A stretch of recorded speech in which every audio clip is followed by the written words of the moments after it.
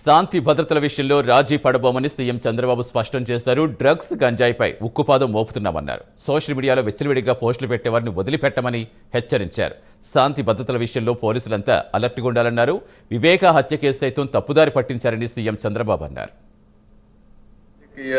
కక్షలతో నా జీవితంలో ఎప్పుడు నేను రాజకీయం చేయలేదు, ఇప్పుడు కూడా నేను చేయను. అదే సమయంలో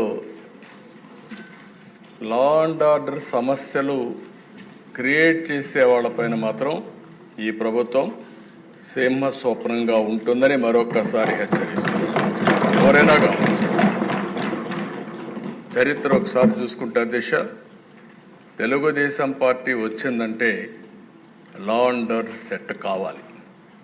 ఈరోజు ఎన్డీఏ ప్రభుత్వం ఉన్నాం. ఎన్డీఏ ప్రభుత్వం కూడా చాలా స్పష్టంగా ఉంది. ఎట్టి పరిస్థితుల్లో లా అండ్ ఆర్డర్ ఉపేక్షించాం. అలాంటి వ్యక్తులు రాత్రి మారిపోతారంటే చాలా సమస్య ఉంటుంది, అడిక్షన్ అయిపోయి ఉంటారని చెప్పి చెప్పాను. అది ఇంకా కంటిన్యూ అయ్యే పరిస్థితి ఉంది. ఏదేమైనా దిశ గంజాయి పైన, డ్రగ్స్ పైన ఉక్కు పాదం మోపాం. ఈగులనే ప్రత్యేక వ్యవస్థ తీసుకొచ్చాం. నేను ఈ రాష్ట్రంలో ఉండే ప్రజలందరికీ విజ్ఞప్తి చేస్తున్నా, మీ పిల్లల్ని, మీ కుటుంబ సభ్యుల్ని మీరు కూడా కంట్రోల్ చేయాల్సిన అవసరం ఉంది. ఎక్కడికక్కడ మెంటరింగ్ చేయాల్సిన అవసరం ఉంది.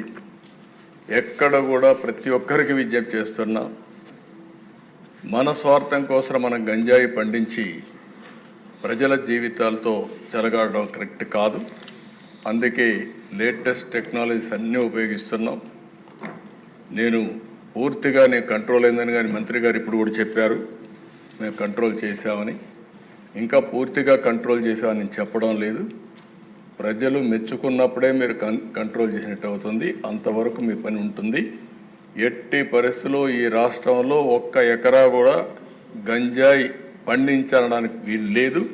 అది జరిగే వరకు నిరంతరం ఈ ప్రభుత్వం పోరాడుతుందని చెప్తుందనే మీకు ఒక్క మాటలో చెప్పాలంటే గంజాయి పైన, డ్రగ్స్ పైన యుద్ధం చేస్తున్నాం. ఈ యుద్ధాన్ని ఆపే పరిస్థితి ఉండదు. లేటెస్ట్ టెక్నాలజీస్ ఉపయోగిస్తాం, సెటిలైట్ ఉపయోగిస్తాం, డ్రోన్స్ ఉపయోగిస్తాం. ఇంకా ఎక్కడెక్కడ ఏజెన్సీస్ని పెట్టాలంటే అన్నీ కూడా పెడతాం.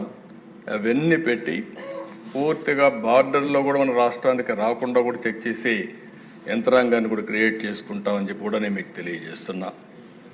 సోషల్ మీడియాను మనం చూస్తున్నాం, విచ్చలవిడితనం వచ్చింది. క్యారెక్టర్ అసాసినేషన్ జరిగే పరిస్థితి వస్తుంది. ఆడబిడ్డలు తలెత్తుకొని తిరగలేని పరిస్థితి వస్తూ ఉంది. ఇది మంచి సాంప్రదాయం కాదు. నాకు చాలా సంతోషం, అసెంబ్లీలో బూతులు లేవు. ఇప్పుడు అసెంబ్లీ అంతా కూడా సబ్జెక్ట్స్ పైన చర్చించే పరిస్థితికి వచ్చాం. ఆ 5 సంవత్సరాలు అసెంబ్లీలో బూతులు మాట్లాడడం, బయటంతా భయంకరంగా ఉండడం, ప్రజాస్వామ్యం పూర్తిగా అపహాస్యం కాబడింది. అలాంటి అన్ని పోయే పరిస్థితికి వచ్చాయి.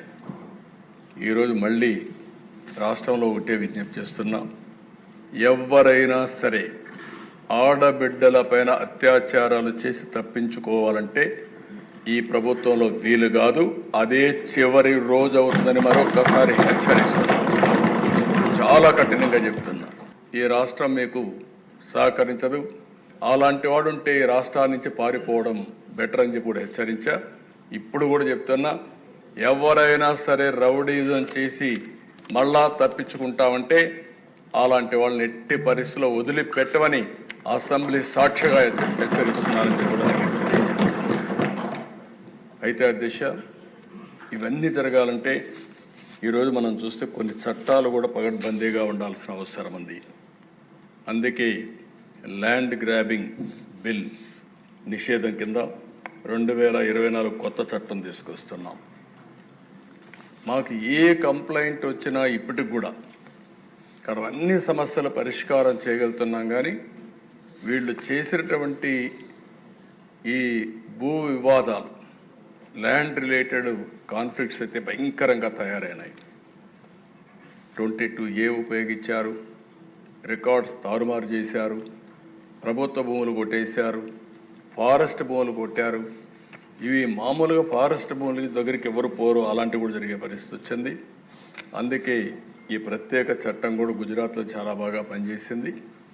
ఎవరైనా సరే ల్యాండ్ గ్రాబింగ్ చేస్తే, భూ కబ్జాలకు పాటుపడితే ప్రభుత్వం కేసు పెట్టిన తర్వాత దాన్ని ప్రూవ్ చేసుకునే బాధ్యత కూడా వాళ్ళపైనే ఉంటుంది. దాంట్లో మళ్ళీ ఏమాత్రం కూడా ఉపేక్ష లేదు. అలాంటి పగడ్బందీ చట్టాన్ని కూడా తీసుకొస్తున్నాం. ఈ చట్టం ద్వారా ఎక్కడైనా ఎవరైనా సరే భూ కబ్జా చేయాలంటే భయపడే పరిస్థితి రావాల్సిన ఉంది. అలాంటి చట్టాన్ని కూడా తీసుకొస్తామని చెప్పి కూడా నేను మీకు తెలియజేస్తున్నాను. నేను కూడా గుండెపోటు అనుకున్నాను. జనరల్గా నాకు ఎప్పుడు ఏ ఆలోచన వచ్చినా, ఏ మెసేజ్ వచ్చినా మళ్ళీ నేను స్టడీ చేస్తూ ఉంటాను. అలాంటిది నేను కూడా ఎలక్షన్లో ఉండి క్యారీ అయ్యాను. నాకు ఒక సీఎంఓ ఉంది, ఒక ఇంటెలిజెన్స్ ఉంది, ఒక డీజీపీ ఉన్నాడు, మా చంద్రరాజు మంత్రి అప్పుడు అందరం ఉన్నాం. అందరం ఉండి అర్థం కాలేదు, నిజం అనుకున్నాం, నమ్మాం. అంటే నేరస్తులు ఏ విధంగా ట్రాప్లో పెడతారనేదానికి ఇది ఒక ఉదాహరణ దిశ. అంతవరకే చెప్తున్నాను నేను ఈరోజు. అది అయిన తర్వాత మధ్యాహ్నాలకి బిల్డప్ అయింది. సునీత గారు అడిగారు దీన్ని పోస్ట్ మార్టం చేయాలని. సునీత గారు కానీ పోస్ట్ మార్టం అడగకుండా ఉండుంటే క్రిమేషన్ అయిపోయారు. ఈ యొక్క అబ్యూజ్ చేసే పరిస్థితి కూడా వస్తున్నారు. నేను ఈ విషయాలను ఎందుకు చెప్తున్నానంటే, ఈ సభ ద్వారా ప్రజల్లో చైతన్యం తీసుకురావాల్సిన బాధ్యత మన మీద ఉంది. అదే సమయంలో ఎవరైనా తప్పు చేస్తే మాత్రం వదిలిపెట్టం, తాట తీస్తామని చెప్పి మరొకసారి ఎందుకంటే గట్టిగా కూడా చెప్పాల్సిన అవసరం ఉంది. ఏ డైరెక్షన్లో ఉన్నా సరే భూమి మీద ఎక్కడున్నా పట్టకొచ్చే బాధ్యత మీదని పోలీసులకు చెప్పా. సర్చ మొదలుపెట్టా.